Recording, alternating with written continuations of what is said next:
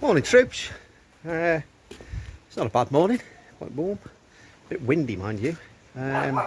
So yeah, bleach in the entire system, a bottle and a half of bleach.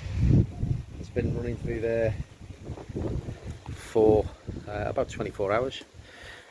So just going to empty that out, refill it, let it run with some fresh water for about 24 hours.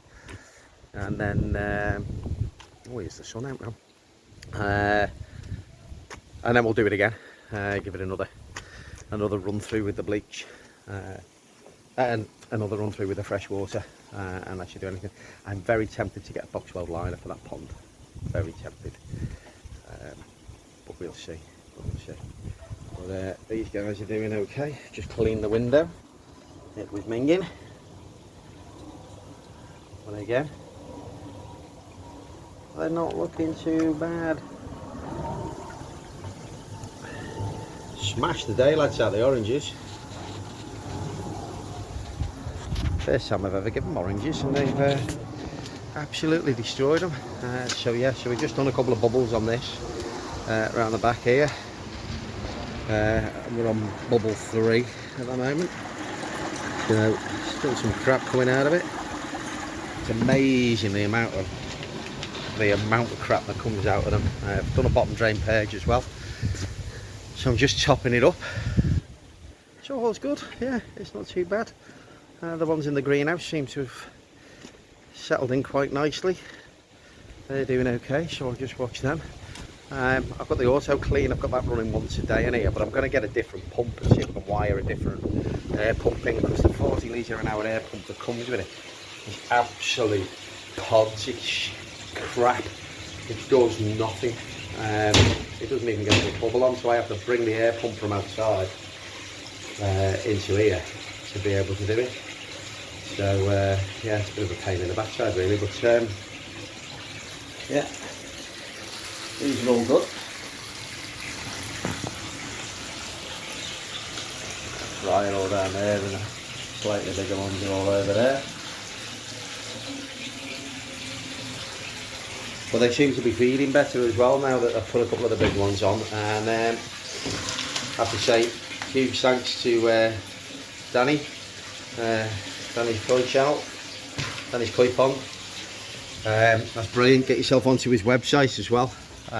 He's got loads of gear there, loads of gear for sale, nets, all kinds of stuff like that. And he's got that food at a 2mm pellet, and they smash into it. It's a sort of it's a sinking pellet, but it sinks slowly, semi-sinking, don't know what you call it. Sits around on the surface for a bit and drops down at different stages, so it's all good. So yeah, happy days. I've not touched that pond yet. I can't do it yet, but I will. I'm more interested in keeping everything else going, so I'm just throwing a little bit of food into there for them at the moment. And they're all coming up and feeding, but I need to do the inevitable, and I will at some point. Well, that's quality. I do like that. That is good. I've also ordered some K1 media. So as you know, I'm running the Tempest as a moving bed. I was sired up North Koi, and he's dead right. There's not really enough media in there to do that. It doesn't really function well as one in that regard. Which, yeah, I wouldn't disagree with that at all. I know other people have put more media in, so I'm going to try putting a little bit more media in. As long as I can keep it moving, I'll put as much media as I can in that. So it comes with 7.5 litres, I think it is. I'll double check that, but I'm pretty sure it's 7.5 litres. So I've ordered 25 litres. I'm just going to feed it in through the top while it's bubbling, and hopefully just get it to a point where everything's still moving around and see how that goes. But it has made a hell of a difference already to the nitrite. I can only assume it's that, because that's the only thing I've changed. I've put the auto feeder back on, so that's going off 3 times a day, doing 2 feeds. So that's over there. So yeah, we'll keep on. We'll see how that goes, and we'll stay on top of it. Like I say, just crossing my fingers really for these.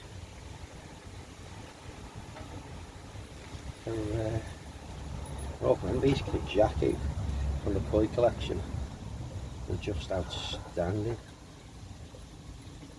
And this King Hiatori That's been through everything. That has been in with every other fish I've had. That's the longest one of the first koi I bought. So that's been with everything. So it's probably him. Who knows? Who knows?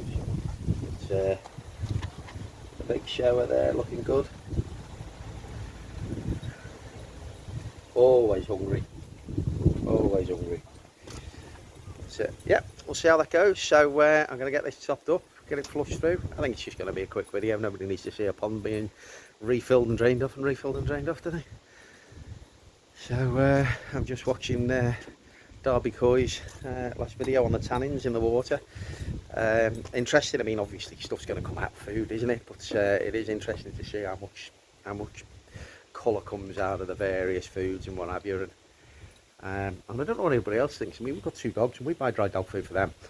Obviously, I'd never give that to the fish because it's a completely different thing. But you know, when you look at what it's made of and how it's made and various other things, it's very, very similar. And dog food's nowhere near as expensive as fish food.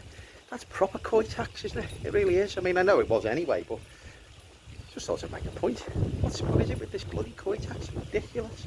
Absolutely ridiculous. Anyway, it is what it is. So I use Takazumi, by the way, just in case you're watching, Andy. Seems to be good as gold. Got a Takazumi mix on the go at the moment. So I just need to. I'll have to pick some more up at the show, or some of the stuff for when we go into the cooler weather. So I'll have a look at that in New York next weekend. So I will catch you there. Cheers, gang. See you soon.